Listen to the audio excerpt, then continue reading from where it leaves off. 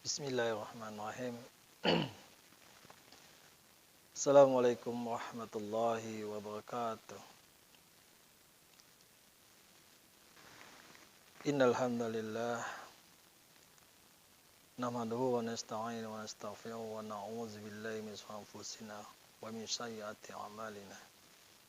May yahdihillahu fala mudilla lahu wa may yudlil fala hadiya lahu.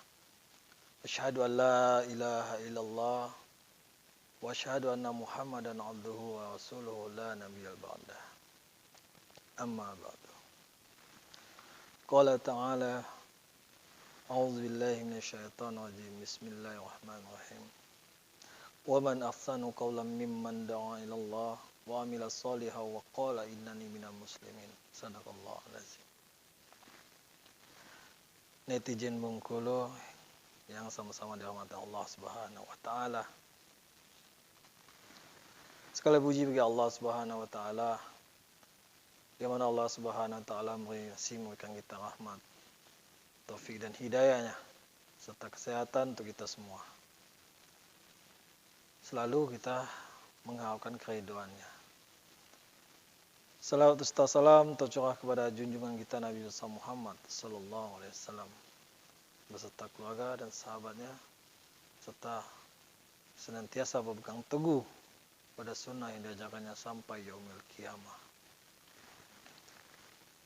Saudara-saudaraku netizen Bengkulu yang dirahmati Allah Subhanahu wa taala. Adapun tema kita pada hari ini yang berjudul yaitu konsekuensi syahadat. Konsekuensi setelah mengucap kalimat syahadat. Kalimat syahadat adalah kalimat pembuka atau kalimat tauhid yang ada di setiap jiwa dan raga setiap muslim. Kalimat syahadat adalah dasar di dalam mengamalkan Islam ataupun pembuka untuk memasuk Islam, agama Islam. Syahadat adalah kalimat persaksian, mengucap dan ada yang menyaksikan. Bila seorang baru masuk Islam, dia mengucap asyhadu an la ilaha illallah wa asyhadu anna Muhammadar Rasulullah, maka dia sah untuk memeluk Islam. Baru sebatas Islam mengucap. Kalimat syahadat adalah kalimat nafi dan isbat, penafian dan pengisbatan. Nafi artinya mentiadakan, kalimat pentiadaan. Isbat artinya kalimat menggantungkan segala sesuatu kepada Allah. Jadi segala yang nampak, segala yang ada, semuanya kita tiadakan. Contoh, tiada yang bagi kita sehat selain Allah. Tiada yang bagi rezeki kepada setiap makhluk melainkan Allah. Tiada yang mengalirkan darah di seluruh tubuh kita sampai ke jantung untuk memompa darah selain Allah. Itu makna penafian, pentiadaan. Jadi segala sesuatu yang ada di muka bumi ini ataupun yang ada di dalam tubuh kita ini adalah makna penafian, mentiadakan. Itulah makna kalimat la ilaha illallah. Tiada. Jadi kalimat syahadat setelah mengucap, tidak cukup sebatas mengucap kalimat syahadat. Ada konsekuensinya setelah mengucap. Bukan semata-mata kita sudah mengucap selesai permasalahannya, belum. Karena kalimat syahadat adalah kalimat dia selain mengucap, selain meyakini, dia juga ada maknanya yaitu ada amalnya. Rukun qauli sudah diucap. Fi'li, qalbinya sudah kita meyakini. Terus fi'linya yang belum kita tunaikan. Rukun fi'li. Jadi kalimat syahadat yang kita ucap tuh dia ada amal yang mengikutinya setelah mengucap. Sebagaimana Nabi kita Muhammad SAW mengajarkan syahadat kepada sahabatnya Abu Bakar radhiyallahu anhu. Ketika Abu Bakar mengucap syahadat di hadapan Rasulullah SAW, asyhadu an la ilaha illallah wa asyhadu anna Muhammad Rasulullah. Lalu Abu Bakar berkata kepada Rasulullah, ya Rasulullah, saya sudah mengucap, saya sudah Islam. Sekarang ini apalagi kerja saya ini setelah mengucap syahadat? Nabi jawab, kerja kamu setelah mengucap syahadat sama dengan kerja saya. Kerja saya apa? Mengajak, menyeru manusia ini kepada Allah.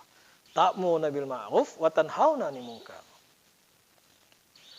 Jadi ketika Abu Bakar mengucap syahadat, langsung Nabi SAW memberi contoh untuk menyampaikan syahadat ini pada setiap manusia.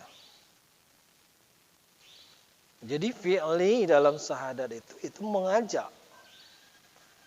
manusia kepada Allah, ad'u ilallah, menyampaikannya ma'ruf dan mencegah pada yang munkar.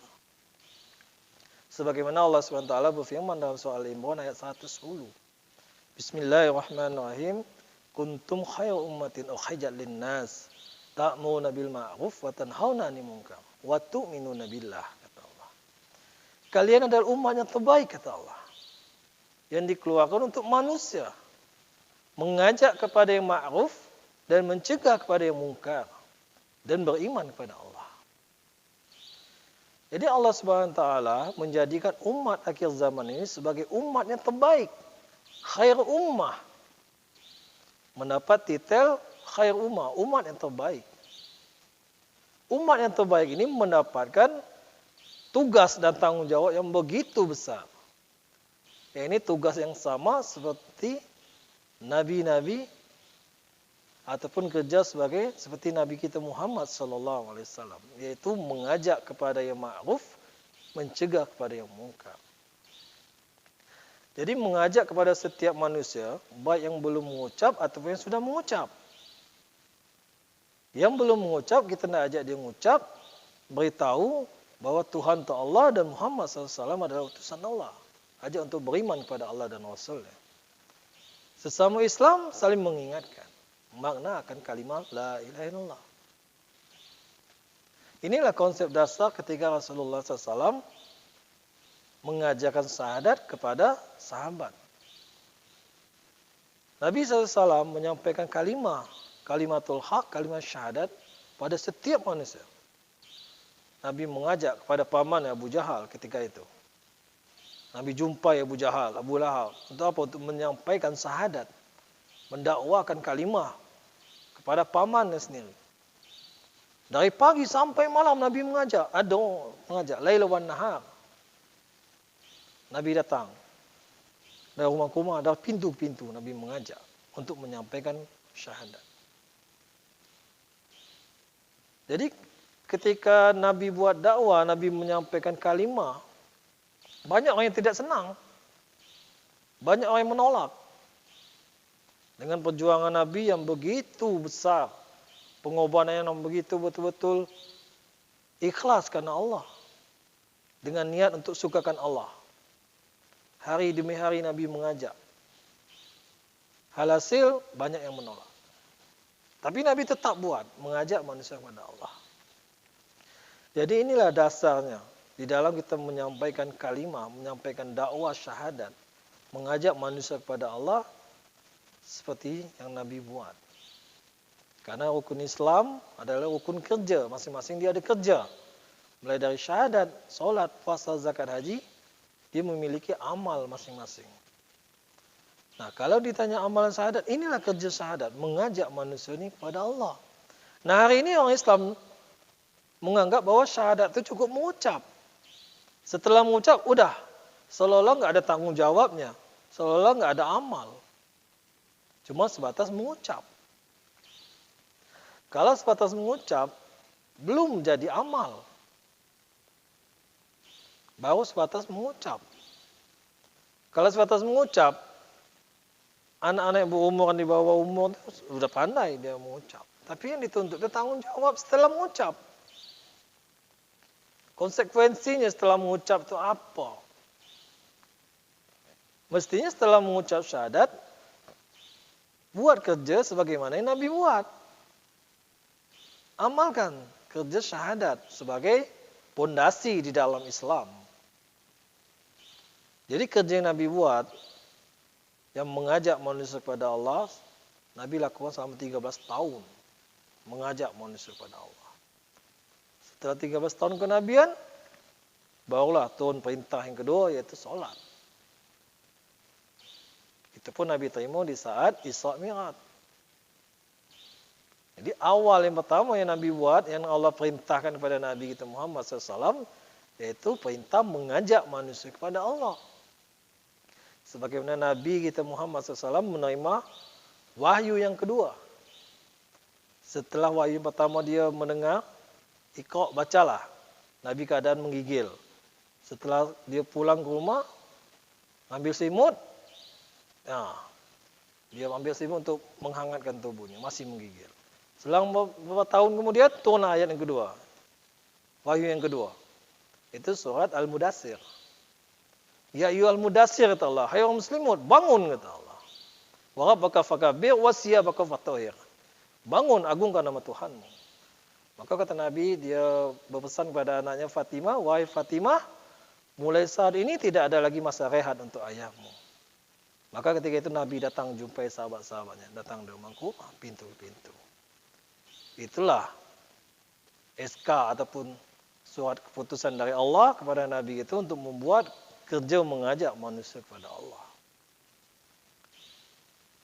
Saudara-saudaraku netizen yang dirahmati Allah Subhanahu wa taala, bahwa tanggungjawab mengajak manusia kepada Allah ini adalah tanggungjawab kita semua.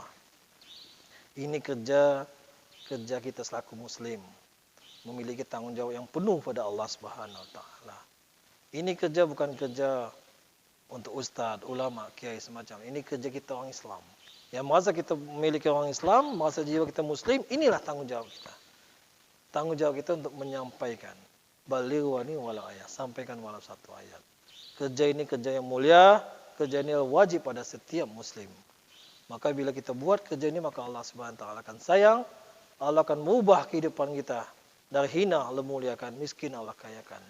Dan akhir dan hayat kita ini Allah akan matikan kita dalam keadaan husnul khatimah, mengucapkan kalimat la ilaha illallah di hayat kita nanti. Bapak yang dirahmati Allah, setelah ini yang dapat saya sampaikan, mudah-mudahan bermanfaat untuk kita semua. Assalamualaikum warahmatullahi wabarakatuh.